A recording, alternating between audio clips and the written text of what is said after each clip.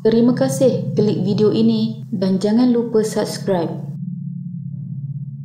Insiden tragis yang berlaku pada 22 Oktober 2025 di sebuah hotel di Kuala Lumpur benar-benar mengejutkan ramai pihak, terutama peminat dunia hiburan dan media sosial. Seorang pempengaruh terkenal dari Taiwan, Sieh Yun-sin atau lebih dikenali dengan nama Iris Sieh, ditemui mati di dalam tub mandi bilik hotelnya, menjadikan kes ini tumpuan hangat di seluruh Asia. Lebih menggemparkan, individu terakhir yang bersama mangsa sebelum dia ditemui tidak bernyawa ialah penyanyi rap Malaysia yang penuh kontroversi, Namewee. Iris Sieh yang berusia 31 tahun merupakan antara personaliti digital paling menonjol di Taiwan, dikenali dengan gelaran Dewi Jururawat atau Nursing Goddess. Dia sebelum ini bekerja sebagai jururawat sebelum beralih ke dunia media sosial sepenuh masa. Gaya kontennya yang bersifat humor dan provokatif merangkumi gaya hidup, fashion dan jenaka berani menjadikannya popular di kalangan pengikut muda dengan lebih 540,000 pengikut di Instagram dan lebih 350,000 pengikut di TikTok. Iris Sieh yang aktif di media sosial memuat naik video terakhir pada 19 Oktober memaparkan dia menari dalam pakaian renang bersama 5 influencer lain. Lalu, apa yang telah berlaku?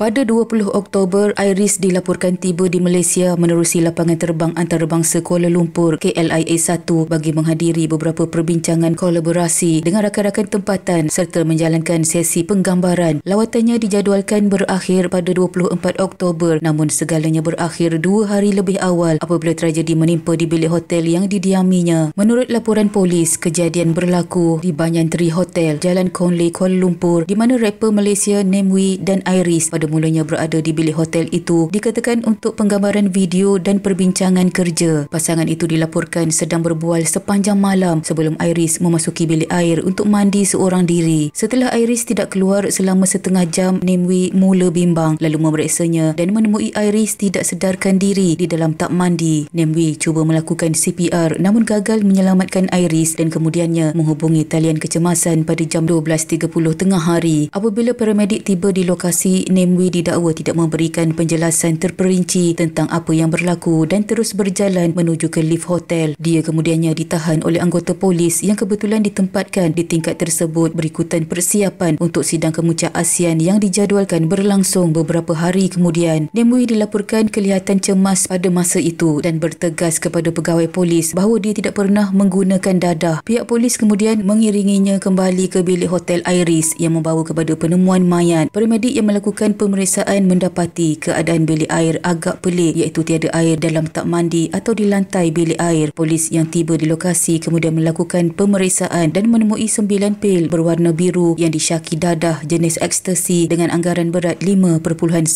gram. Susulan penemuan itu, Namewee atau nama sebenarnya Wee Meng Chi dibawa ke Ibu Pejabat Polis Daerah Dang Wangi untuk siasatan lanjut. Ujian air kencing yang dijalankan menunjukkan hasil positif kepada 4 jenis bahan terlarang iaitu amfetamin, metafetamin, ketamin dan THC. Akibatnya dia ditahan selama 2 hari dan kemudian didakwa di Mahkamah Magistrate pada 24 Oktober atas 2 pertuduhan. Pertuduhan pertama adalah di bawah Seksyen 39A-1 Akta Dadah Berbahaya 1952 kerana memiliki dadah yang memperuntukkan hukuman penjara tidak kurang daripada 2 tahun serta sebatan tidak kurang daripada 3 kali jika disabitkan kesalahan. Manakala pertuduhan kedua adalah di bawah Seksyen 15-1-A Akta Dadah Berbahaya 1952 kerana menggunakan dadah yang membawa hukuman denda maksimum RM5,000 atau penjara sehingga 2 tahun. Dia bagaimanapun mengaku tidak bersalah dan dibebaskan dengan jaminan RM4,000 bagi setiap pertuduhan dengan seorang penjamin tempatan. Kes itu ditetapkan untuk sebutan semula pada 18 Disember 2025. Walaupun kes dadah itu berasingan daripada kes kematian Iris, latar belakang kejadian meletakkan Namewee dalam posisi yang sukar. Dia menjadi individu terakhir bersama mangsa sekaligus menjadikan keterangannya amat penting dalam usaha polis menyusun semula apa yang sebenarnya berlaku di dalam bilik hotel tersebut. Pada awalnya, polis mengklasifikasikan kes kematian Iris sebagai laporan mati mengejut SDR, prosedur biasa bagi bagi kematian tanpa sebab jelas. Namun selepas hasil pemeriksaan forensik menunjukkan beberapa unsur mencurigakan, kes diklasifikasikan semula sebagai kes bunuh di bawah Seksyen 302 Kanun Keseksaan. Ketua Polis Kuala Lumpur, Datuk Fadil Marsus, mengesahkan perkara itu dan menyatakan bahawa siasatan kini dijalankan dari pelbagai sudut, termasuk semakan semula pergerakan mangsa, rakaman CCTV dan keterangan individu yang dikenal pasti bersama mangsa. Polis juga sedang menunggu laporan penuh bedah siasat dan toksikologi dari Hospital Kuala Lumpur untuk menentukan sama ada terdapat bahan asing dalam tubuh mangsa. Siasatan turut diperluaskan kepada kaki tangan hotel dan saksi yang mungkin melihat Iris atau Nemwi sebelum kejadian. Polis mengesyaki wanita itu mungkin turut mengambil dadah. Polis juga menyeru mana-mana individu atau saksi yang mempunyai maklumat berhubung kes ini supaya tampil membantu pihak berkuasa.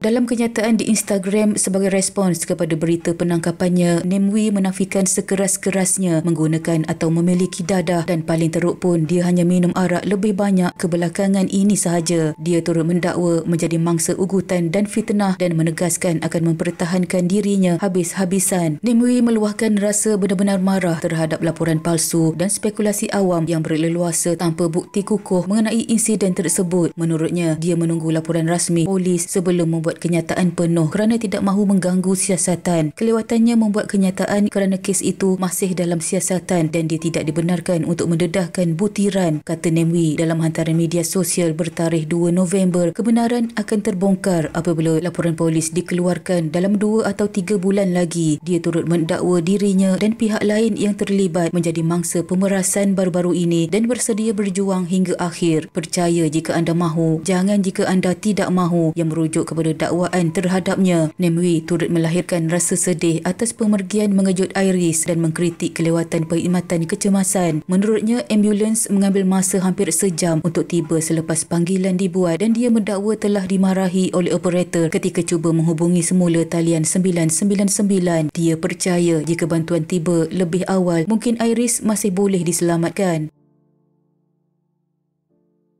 Sementara itu, pengurus Iris, Chris, memberitahu media Taiwan bahawa punca kematian pada awalnya dikatakan akibat serangan jantung mendadak, namun keluarga Iris meragui penjelasan itu. Mereka menegaskan bahawa Iris seorang yang aktif, sihat dan tidak pernah terlibat dengan sebarang penggunaan bahan terlarang. Chris juga menyangkal kenyataan Nemwi mendakwa ia bercanggah dengan laporan polis dan menuntut penjelasan jujur daripada Nemwi berkenaan pil-pil yang ditemui di lokasi kejadian. Katanya, mereka mahu jawapan yang benar untuk semua yang menyayangi Iris. Pihak keluarga kini menunggu keputusan rasmi laporan forensik dan berharap keadilan dapat ditegakkan sekiranya terdapat unsur jenayah dalam kematian Iris. Buat masa ini, polis mengesahkan bahawa Nemwi masih dianggap saksi utama dalam kes ini dan akan terus dipanggil untuk membantu siasatan. Sama ada dia akan diklasifikasikan sebagai suspek atau tidak akan ditentukan selepas semua hasil forensik diterima. Kemudian, pada pagi Rabu 5 November, Ketua Polis Daerah Dang Wangi, Asisten Komisioner Sazali Adam mengesahkan Nemwi direman di Ibu Pejabat Polis Daerah IPD Dang Wangi bagi membantu siasatan berhubung kes kematian Iris. Perintah reman ke atasnya dikeluarkan bermula 5 November hingga 10 November. Penyanyi itu tampil ke IPD Dang Wangi awal pagi selepas tiba dari Johor Bahru dan segera bertemu pihak polis bagi membuat laporan serta memberi keterangan kepada pihak berkuasa. Menerusi hantaran di laman Facebooknya, Nemwi berkata dia hadir secara sukarela dan bersedia memberikan kerjasama sepenuhnya kepada pihak polis bagi menjelaskan keadaan sebenar kepada orang ramai dan keluarga mangsa. Sebelum itu, media melaporkan yang Nemwi dipercayai menghilangkan diri selepas kes penemuan mayat Iris, namun Nemwi menegaskan dia tidak akan melarikan diri setelah dikatakan diburu oleh pihak polis. Sementara dunia terus berspekulasi, pihak berkuasa menegaskan bahawa siasatan masih berjalan dan kebenaran hanya akan diketahui selepas semua laporan rasmi dikeluarkan dalam masa terdekat. Sekian.